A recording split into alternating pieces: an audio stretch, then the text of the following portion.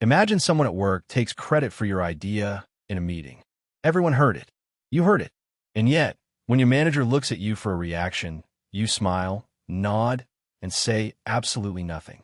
Later, alone in your car, you rehearse the perfect response you wish you had given.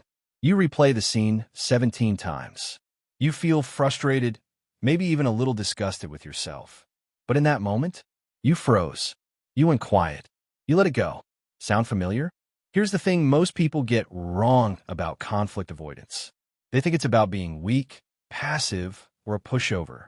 But psychology tells a very different story.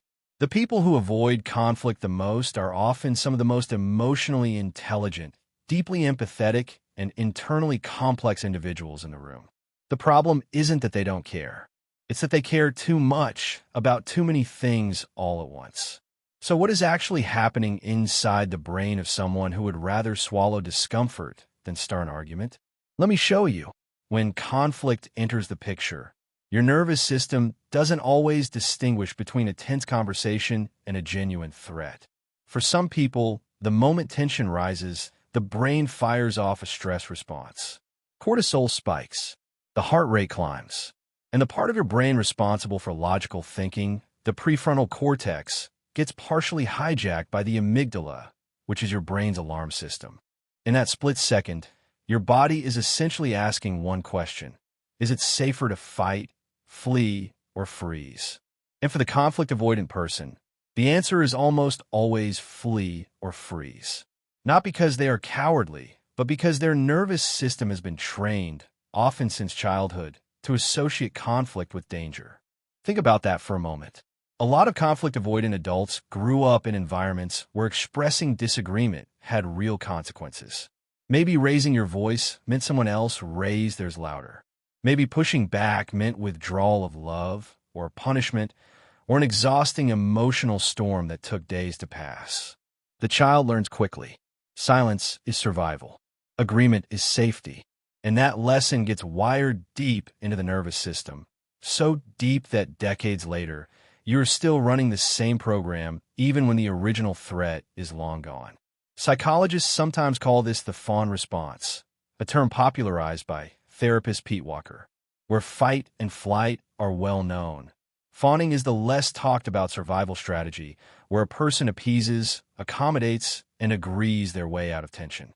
It can look like people-pleasing on the surface, but underneath, it is a very sophisticated, very exhausting coping mechanism built for emotional survival. Now here's where it gets interesting. People who avoid conflict don't actually avoid the emotions conflict brings up. They just redirect them. Instead of expressing frustration outward, they turn it inward. They overthink. They ruminate.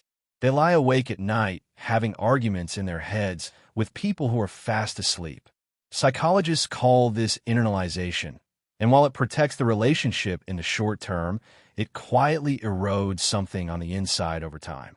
Self-trust, self-worth, the sense that your voice matters. There's also something called the resentment paradox. The more you avoid conflict to preserve peace, the more internal resentment you quietly accumulate. So the very thing you're trying to protect, harmony, gets undermined by the pressure building beneath the surface. It's like holding a beach ball underwater. You can do it, but it takes enormous energy, and eventually, it pops up somewhere unexpected. And here's a question worth sitting with. Have you ever found yourself suddenly exploding over something small? A minor inconvenience, a throwaway comment, a slight that on its own wouldn't matter at all? That is often not about the small thing. That is about every small thing you didn't say for the past 6 months, finally finding a crack in the wall. So what do you do with all of this? First, you recognize that avoiding conflict and being a peaceful person are not the same thing. True peace isn't the absence of expressed disagreement. It's the presence of honest, respectful communication. And that is a skill, a learnable, practicable skill. It doesn't require you to become aggressive or confrontational. It just asks you to start small.